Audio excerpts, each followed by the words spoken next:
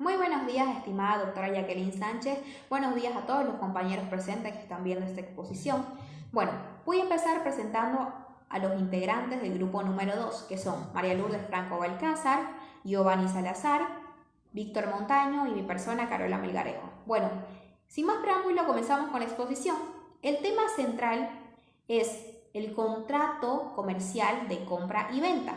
Bueno, haciendo una recopilación, ¿qué es un contrato o la definición de un contrato? Es un acuerdo generalmente escrito que se da entre dos o más partes en el cual recíprocamente se ponen de acuerdo en respetar y cumplir ciertas condiciones. Seguimos con la recopilación. ¿Qué es la compra y venta? Es un contrato consensual, oneroso, bilateral y típico mediante el cual un sujeto denominado vendedor transfiere una propiedad o bien a un sujeto denominado comprador a cambio de un dinero acordado entre las partes. Entonces, ¿cuáles son las características de la compra y venta? Que sea consensual, que sea bilateral y que sea oneroso. Esas son las características. Y bueno, prosigo mencionando los siguientes artículos. Del artículo 186 al artículo 131 del Código de Comercio voy a proceder a explicar de los elementos del contrato de compra y venta. Bueno, en el artículo 826 habla de la propuesta u oferta. Es el proyecto del negocio jurídico en el cual una persona formula a otra un negocio. Bueno, por supuesto que esta debe tener los elementos esenciales de un negocio. Artículo 827. Bueno, en este artículo habla de la oferta al público mediante mercadería o catálogos o circulares en forma de publicidad que éste obliga al comerciante a cumplir lo expresamente indicado. Hay que tener en cuenta que lo obliga. Artículo 828. La oferta por escrito debe ser aceptada o rechazada dentro de los 10 días siguientes de la forma de la propuesta. Artículo 829. Este artículo habla de las licitaciones. Es el pliego de especificaciones que constituye una oferta de contrato y cada postura implica la celebración al contrato a condición que se presente por oferta, siempre y cuando se presente una mejor oferta. Artículo 830. Aceptación del vendedor. El pedido se considera aceptado si dentro de los 10 días siguientes a su recepción no lo rechaza u objeta. Bueno, y el último artículo, pero no menos importante, el artículo 831, oferta de venta y pedido. El pedido puede referirse a la oferta efectuada por el vendedor siempre y cuando tenga el número, la fecha y el artículo o la mercadería. Muy buenos días, doctora Jacqueline Sánchez y estimados compañeros presentes. Yo les voy a hablar sobre algunos elementos que existen en el contrato de compra-venta. Uno de ellos sería la aceptación del comprador. Bueno, pero primero, ¿qué es esta aceptación del comprador, no? Por lo general es expresa, ¿ya? ¿Y cómo ocurre? Ocurre cuando el comprador estampa su firma en estos documentos. Y también existen las facturas electrónicas. ¿Y cómo es que ellos llegan a aceptar esto? A través del botón aceptar, ¿no? Y también esto suele ser por los correos electrónicos y se adjunta el vínculo ya sea para aceptar o rechazar la factura, ¿no? Y me parece muy interesante esto porque en el mundo en el que vivimos hoy en día y por la situación más aún en la que estamos pasando por el COVID-19, es que hace que estos tipos de plataformas agilicen los temas, ¿no? Como ser estos contratos, estas ventas, estas compras. Entonces esto es muy favorable tanto para el vendedor como el comprador, ¿no? Para ambos. Bueno, en el artículo 828 del Código de Comercio existe la oferta por escrito, que era como lo decía, que es de forma expresa, ¿no? Y estas propuestas por escrito tanto pueden ser aceptadas como rechazadas y tienen un plazo estipulado que es dentro de los 10 días siguientes a la fecha propuesta si el destinatario reside en el mismo lugar del proponente. Pero si en caso de que resida en un lugar distinto, se va a agregar el término de la distancia salvo la estipulación de las distintas partes, ¿no? Salvo que ellos hayan propuesto otro lugar o qué sé yo, u otro acuerdo, ¿no? Luego les voy a hablar sobre la factura de venta. ¿Pero qué es esta factura de venta? La factura de venta vendría a ser un documento, ¿no? Si bien mediante el cual registramos la compra-venta o la prestación de un servicio y el importe total de la misma, ¿no? Y en ella se incluye el precio del bien o servicio, los impuestos a que está sujeta esta operación. Bueno, ahora, también esta factura, ¿no?, de venta se constituye como un título a valor que el vendedor tanto el vendedor como el prestador del servicio puedan liberar y entregar y remitir al comprador o beneficiario del servicio con el objetivo de que dicho documento sea certificado para esta operación de consumo efectuada, ¿no?, que se cumpla totalmente. Entonces, esta factura de venta vendría a ser como un documento revelador, si se puede decir así, que hace constar a la adquisición y entrega de un bien o servicio por el medio del cual se especifica la fecha de operación, el nombre de las partes, el consumo, ¿no?, la descripción del producto o servicio, el objeto del negocio, el valor del negocio, la forma de pago. Se encuentra, muchos conceptos que se encuentran especificados como los requisitos mínimos de la factura y el cual se lo estipula en el artículo 832 del Código de Comercio, el cual establece que el contenido de la factura, que el contenido de esta factura debe ser de que todo vendedor debe otorgar necesariamente a una factura sí o sí estos requisitos, como ser la fecha de venta, el nombre del comprador y el vendedor, las condiciones de pago, la cantidad, calidad, el tamaño, peso y características de las mercaderías, los valores unitarios y totales de cada partida, los gastos efectuados con indicación expresa de su concepto, si son por cuenta del comprador o del vendedor, ¿no?, si los hubiera. También el número y las demás características de la carta, del porte o del contrato de fletamiento, así como su seguro, ¿no? Estos son los requisitos básicos que nos pide la ley. Y hay uno más que es muy importante igual, que es la fecha de entrega, que es la fecha de entrega al transportador en su caso, ¿no? Ahora les voy a hablar, me estoy guiando con mis diapositivas, con la modalidad de examinar la mercadería. Bueno, esto es muy importante porque permite al comprador, ¿no?, que pueda examinar el producto que le ha llegado, si es de calidad o si no es de calidad, si es como se lo ofrecieron, o sea, ¿no?, para ver si no hay engaños, ¿no? Entonces, es una venta mercantil sujeta a prueba o ensayo que se va a perfeccionar cuando el comprador sí o sí otorgue su conformidad una vez que se haga la prueba o el ensayo, ¿no? Ahora, en este tipo de modalidades, ¿no?, existen los riesgos que son los de la mercadería. Aquí se perfecciona el contrato de compra-venta, ya que los riesgos de la mercadería pasan a cargo del comprador si ésta fue puesta a su disposición.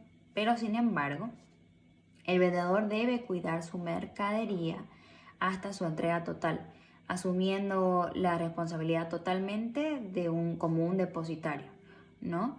Entonces aquí se ve mucho que tanto el vendedor debe garantizarle al comprador, ¿no?, que la mercadería llegue bien, que no haya ningún de estos tipos de riesgos, como yo los investigué, que puede ser a la hora del momento en el que hay, no ves, el envío y un montón de cosas más, ¿no?, que pueden suceder, ¿no? Y se le escapan de las manos a veces incluso de los mismos vendedores, ¿no? Pero bueno, por algo y gracias a Dios hay la ley, ¿no?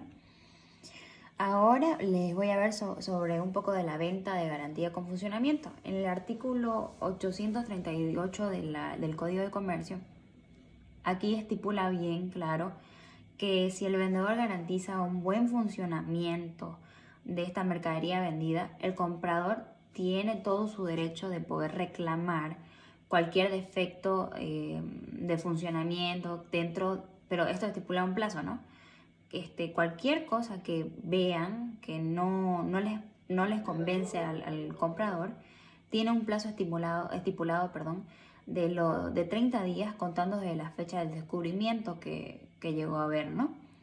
Y vencido este plazo va a caducir totalmente su derecho, salvo que hubiera establecido un plazo mayor, ¿no? Ahora, el juez puede dar algunas circunstancias que puede señalar al vendedor un término para sustituir o reparar la mercadería, y además algo muy importante que toda persona, ¿no?, tiene este derecho del resarcimiento de daños y perjuicios cuando este vendedor hubiera ocasionado algún daño a nuestro comprador, ¿no? Ahora existen las reclamaciones. Bueno, esto es algo muy importante porque permite, ¿no?, que el comprador, dentro del plazo estipulado de 10 días a partir de la recepción de las mercaderías que adquirió, pueda observar tanto acerca de la cantidad, la calidad, el peso, todo esto que haya adquirido a través de su compra, sin que haya una verificación previa, ¿no?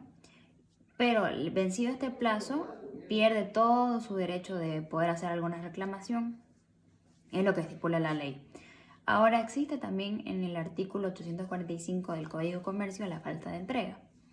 La falta de entrega es cuando el vendedor no entrega las mercaderías en el plazo convenido o en el que estipularon en su contrato. Esto, como puede pedirlo el comprador, ¿no?, puede pedir más que todo la indemnización por los perjuicios causados, ¿no?, o sufridos en esta resolución de contrato, con el pago de estos mismos daños y perjuicios, ¿no? Ahora también existe el retraso de la recepción, que lo estipula la ley, el Código de Comercio en el artículo 846, el cual es que cuando el comprador posterga, ¿no?, y se rehúsa a recibir estas mercaderías, ¿no?, el vendedor sí o sí va a poder acudir a la autoridad judicial para que ordene su recepción. En ambos casos, el vendedor podrá exigir el pago al contado o demandar esta resolución del contrato, así pidiendo ¿no?, el resarcimiento de daños y perjuicios, y sin perjuicio alguno de reclamar el pago de los daños y perjuicios causados, ¿no? Entonces, bueno, y en estas entregas de mercadería existe la falta de plazo para entregas, ¿no? Es cuando en un contrato no se estipula ningún plazo alguno para la entrega de esta mercadería. Bueno, el vendedor aquí está como que obligado a entregarlo dentro de las 48 horas, ¿no?, desde el momento que se perfecciona el contrato, salvo que por la naturaleza del mismo no debe hacerse la entrega o se desprenda a un plazo mayor, ¿no? También existen los riesgos. En el artículo 851 del Código de Comercio dice que si las cosas no se encontraran en camino a destino y entre documentos entregados las figurara la póliza de seguro, los riesgos se entenderán a cargo del comprador desde el momento de la entrega de las mercaderías al transportador, a no ser que el vendedor supiera al mismo tiempo de celebrar este contrato y la pérdida o la avería de las mercaderías la hubiera ocultado dolosamente al comprador. Entonces, una vez se haya entregado esta mercadería, estos riesgos correrán a través del comprador, ¿no? A no ser que el vendedor lo hubiera ocultado dolosamente estos riesgos que existen, ¿no?, al momento de la entrega de la mercadería, ¿no?, o ocultado dolosamente. Bueno, doctora y estimados compañeros, esta ha sido mi exposición. Espero que les haya gustado, que le hayan entendido, y va a continuar mi compañera Giovanna Salazar. Muchas gracias. La compraventa es un contrato consensual bilateral, oneroso y típico, mediante el cual un sujeto, denominado el vendedor, se obliga a transferir la propiedad sobre un bien a favor de otro sujeto, denominado el comprador. A cambio de este último, le paga un precio en dinero, es decir, es un contrato cuya causa es la transmisión del derecho de propiedad. En nuestra legislación existe una variedad de contratos de compraventa. Por ejemplo, la venta a plazos con reserva de propiedad. La venta a plazos con reserva de propiedad procede cuando se hubiera pactado que el precio será pagado en cuotas durante plazos determinados. La reserva de propiedad de inmuebles solo produce efecto frente a terceros a partir de la fecha de inscripción en derechos reales. Tratándose de bienes muebles, singularizables y no fungibles, a partir de la inscripción en el registro correspondiente del lugar en donde deban permanecer dichos bienes. Existen actos que precisan de autorización del vendedor. Por ejemplo, en el caso de los artículos anteriores, el comprador no puede, sin consentimiento del vendedor, cambiar la ubicación de la cosa ni darle uso anormal a la misma. Y en las resoluciones por incumplimientos del comprador, si la resolución del contrato se produce por incumplimientos del comprador, el vendedor restituirá la cuota cobrada, salvo su derecho a una compensación equitativa por el uso de la cosa. Además, el comprador incumplido pagará los daños y perjuicios ocasionados al vendedor. En los contratos de alquiler y venta, con las mismas formalidades y efectos previstos en el artículo 839, las partes pueden estipular que la devolución de la cosa sea por resolución o rescisión del contrato. Las cuotas pagadas quedan en beneficio del vendedor en compensación por su uso. Procede además la indemnización por daños y perjuicios cuando la cosa se hubiera deteriorado por un uso indebido. La venta contra entrega de documentos. En esta clase de venta, el vendedor cumplirá su obligación de entrega remitiendo los documentos o títulos representativos de la mercadería, los de transporte y en su caso los de seguro dentro de un plazo estipulado. Si el plazo estipulado no fue cumplido, el vendedor debe indemnizar los perjuicios ocasionados al comprador por el retardo de la entrega de los documentos. El pago del precio será hecho en el momento de la entrega de los documentos, sin que el comprador pueda negarse a recibirlos, alegando defectos relativos a la calidad o al estado de las cosas, excepto en casos de presentación de pruebas reconstituidas, salvo que la operación se haya pactado en forma distinta. Existe también variedad de contratos de compras, ventas en base a los Incoterms. Los Incoterms son una especie de cláusulas abreviadas que nos dice cómo se entrega el precio de la compraventa, es decir, qué es lo que se incluye en el precio a pagarse por la mercadería. A continuación va a seguir mi compañera la parte que le toca. Buenos días, estimada doctora. Mi nombre es María Alejandra Gareca y continuando con la exposición Variedades del contrato de compraventa, primeramente voy a hablar sobre la venta ex. En esta venta, la mercadería objeto del contrato deberá ser entregada en el lugar y en el término indicado, es decir, que el vendedor asumirá todos los pagos y también los perjuicios que se le ocasiona a la mercadería, hasta en el momento que entren a manos del comprador. En la venta FOB, esta venta libre a bordo tiene como objeto de la mercadería que deberá ser entregada en el transporte indicado o en el barco, es decir, que desde este momento le serán transferidas las obligaciones al comprador y los riesgos de la propiedad.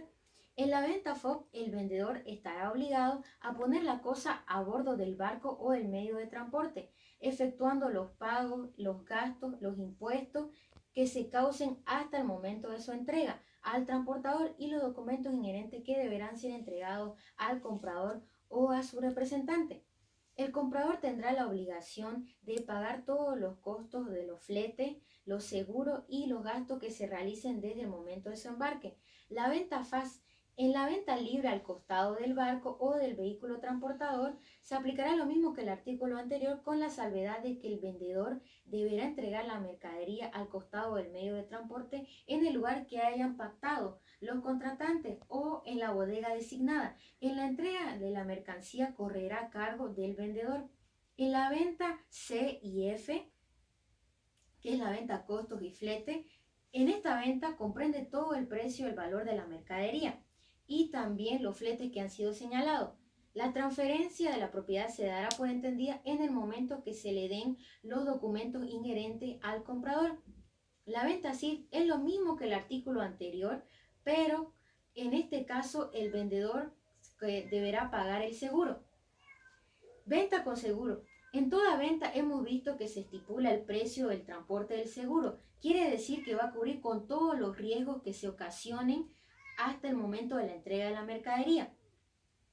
Las obligaciones del vendedor. El vendedor estará obligado a contratar el transporte en el término donde hayan quedado las partes contratantes, a pagar los fletes y también a conocer el embarcamiento, a tomar un seguro del valor total de toda la mercadería, aumentando un 10% a la persona designada o al comprador, y a obtener del asegurador la póliza y el certificado correspondiente, a entregarle al comprador los documentos respectivos establecidos en este artículo y a pagar los derechos de importación, impuestos que si es que se hubiera causado. Y por último, a proveer los certificados de origen del país, la factura y los documentos que necesite el comprador para la importación de la mercadería.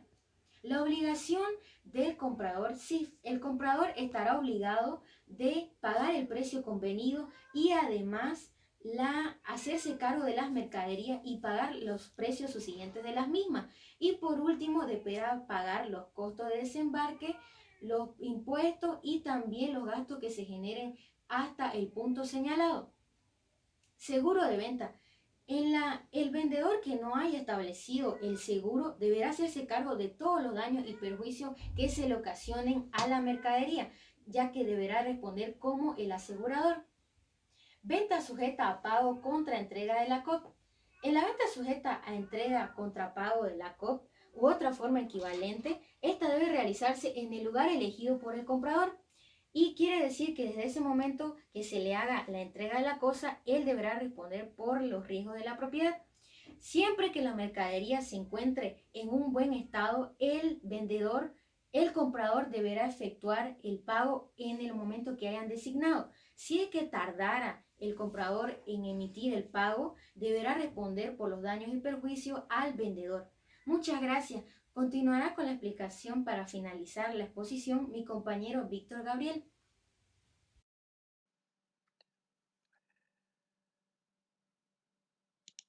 Buenas tardes, querida doctora, y a todos mis compañeros.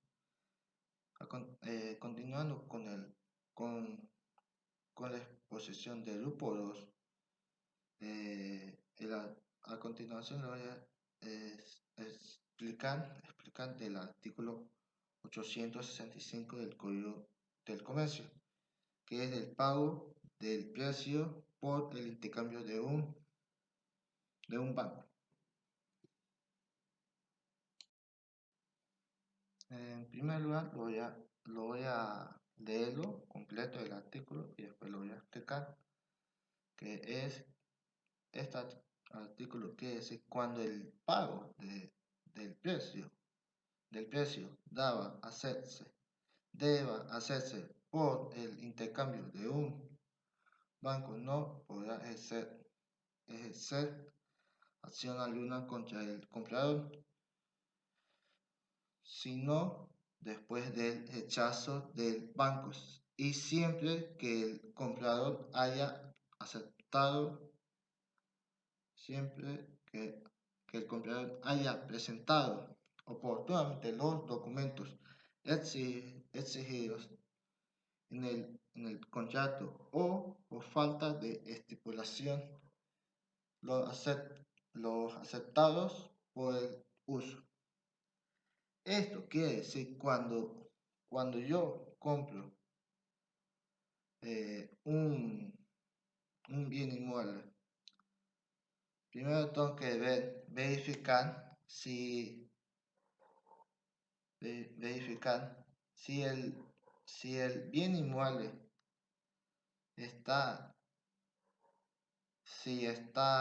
correctamente registrado en el banco o no, y y no lo puedo y el y el vendedor no puede hacer un reclamo al comprador sin hacer una averiguación bien si está correctamente registrado o no. Y tiene que presentar oportunamente los documentos exigidos en el contrato o falta de estipulación del uso. Y si no, y si no, y si no cumple estas condiciones, por ejemplo, si me dice que está bien estado el inmueble y es a lo contrario,